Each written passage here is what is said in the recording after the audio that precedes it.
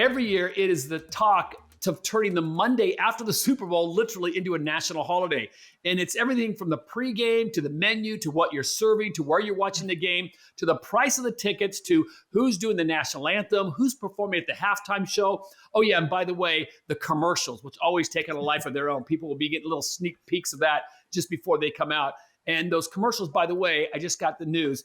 They are selling for $7 million for a 30-second spot in the Super Bowl. So that's something else to talk about. Oh, yeah. And then the game. So it is the big game, and it really does encompass so much more.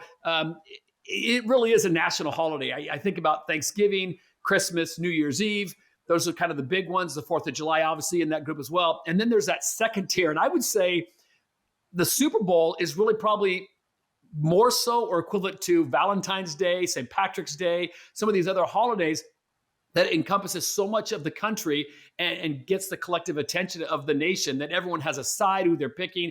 And if you're like me and your team hasn't been in the big game for decades, Minnesota Vikings, you still get involved in it and you cheer for one side or the other. But this year, it's a rematch from 2 years ago with the Philadelphia Eagles, who may have the best roster against maybe the best team in the Kansas City Chiefs, who are looking to pull off the three-peat. So I ask you, and we'll start with you, Kate, down under. What is the Super Bowl like down there, and how is it received? Well, Todd, you mentioned a public holiday on a Monday. The Super Bowl in our time, real time, actually plays on a Monday.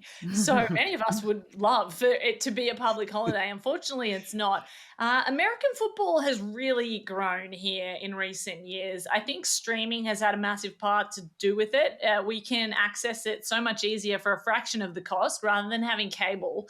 And also people working from home. Just to give you an insight, in Australia, last year for the Super Bowl, 2.7 million viewers tuned in on our free-to-air channel. Now, that probably doesn't sound a lot to you guys, but we're a country of 26 million people, and that is a big number for us. Yeah. Our NRL Grand Final or AFL Grand Final would probably get only a million more, maybe 3 to 4 million for our biggest events of the year. And this is an event that's on Monday at 11 a.m.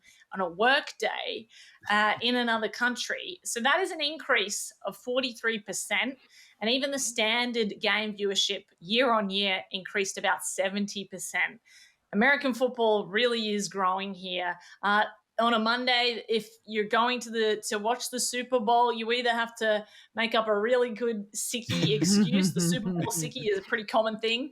Or you'll go to a Super Bowl party and the bars open at 8 a.m. People are watching it in packed out bars. There's tickets for parties all over the place.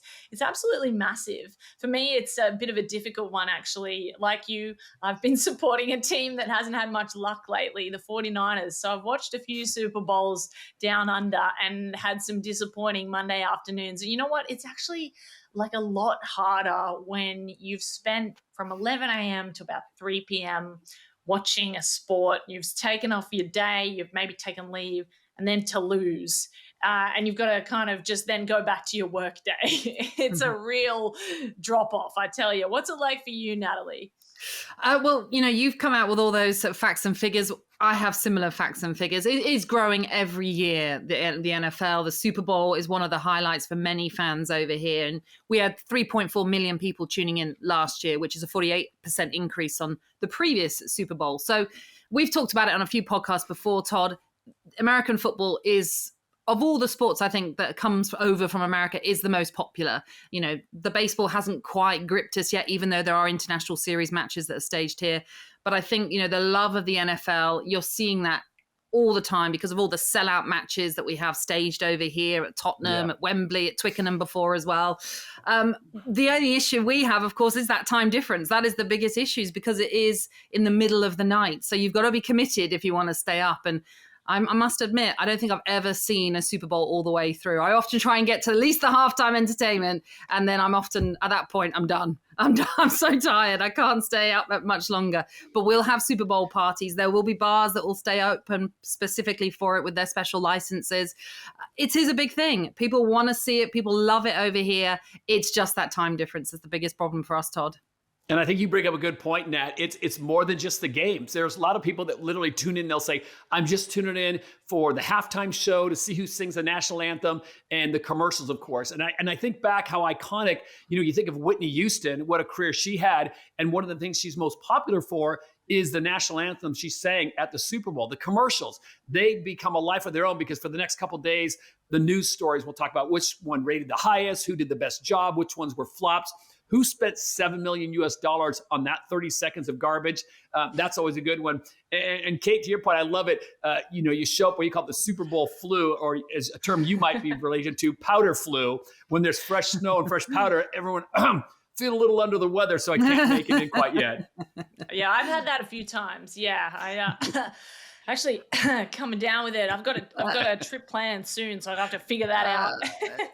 But the other thing I should say is I think they were saying, Todd, that 1 in 5 Brits now are NFL fans. So that goes to show the growth of it over here as well.